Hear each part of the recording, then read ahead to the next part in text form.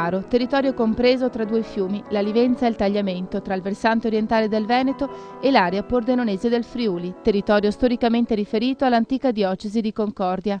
Qui per un secolo e poco più due diversissime scuole si sono reciprocamente fecondate, quella veneta e veneziana e quella friulana aperta in flussi nordici, andando a creare un modo autonomo di fare pittura, ma anche scultura ed architettura. Ora una mostra dà conto di questo fenomeno, a precederla anni di ricognizione sul territorio e negli archivi, un convegno di studi in cui tutti i filoni di questo approfondito lavoro sono stati messi a confronto. Rinascimento tra Veneto e Friuli, 1450-1550. A promuovere l'esposizione sono la Regione del Veneto, il Comune di Portogruaro, la Sovrintendenza per i beni storici e artistici per le province di Venezia, Belluno, Padova e Treviso, la Diocesi di Concordia Pordenone in collaborazione con quelle di Udine, Venezia e Belluno.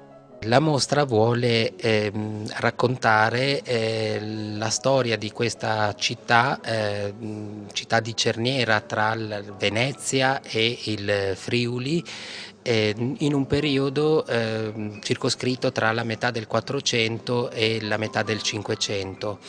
Un periodo estremamente fecondo per la città sotto tutti i profili economico, sociale e anche dal punto di vista della produzione artistica. In questo periodo si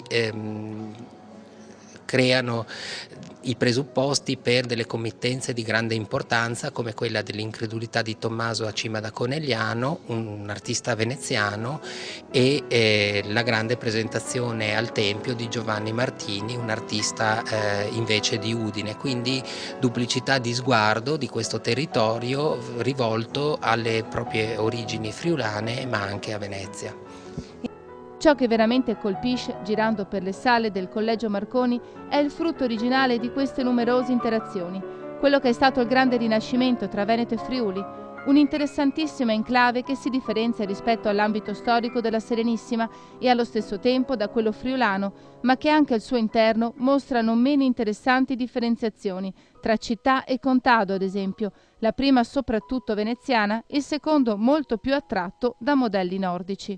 Un recupero del patrimonio territoriale che la mostra ripropone nelle sue linee essenziali, riuscendo anche in alcuni piccoli miracoli come riunire tutte le Madonne lignee di Andrea Bellunello o rintrecciare molte delle opere dell'esigua ma importante produzione pittorica di Giovanni Martini. La mostra, allestita nello storico complesso dell'antico seminario, oggi Collegio Marconi, continua sul territorio con itinerari che conducono alle chiese delle attuali province di Venezia e Pordenone, che conservano affreschi, altari, pale, arredi non movibili.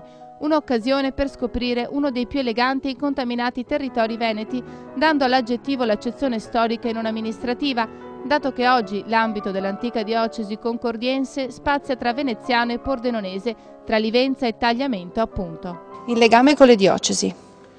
Il legame con le diocesi è stato estremamente stretto fin dalla fase progettuale della mostra. È una mostra di territorio. Per il territorio molte opere provengono dalle chiese della diocesi di Concordia e Pordenone, che è parte attiva nell'organizzazione di questa mostra, ma anche rapporti con le diocesi contermini, il Patriarcato di Venezia, la diocesi di Vittorio Veneto e la diocesi di Belluno, che hanno prestato la collaborazione nella fase progettuale ed esecutiva della mostra.